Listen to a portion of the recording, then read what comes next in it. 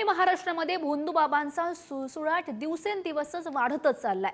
नाशिकमधील अशोक खरात प्रकरणाने अवघ्या राज्यभरात एकच खळबळ उडवून दिली आहे। अशातच आता वसईतून असाच काहीसा प्रकार समोर येतोय।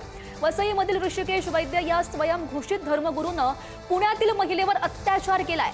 मी महादेवाचा अवतार आहे, तू माझी पार्वती म्हणून महिलेवर पुण्यात आणि वसईमध्ये हॉटेलमध्ये अत्याचार केल्याचं आता समोर येत आहे। राजकीय करिअरच्या आमिषानं, पैशांच्या हव्यासापोटी, आर्थिक परिस्थितीनं, आजारपणानं पिसलेले लोक आता भोंदूंना बळी पडतायत।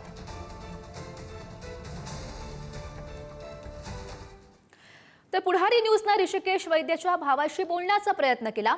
वैद्यच्या वसईमधील घरी जाऊन भावाशी बोलण्याचा प्रयत्न केलाय, मात्र वैद्यच्या भावानं पुढारी न्यूजशी बोलण्यास नकार दिलाय।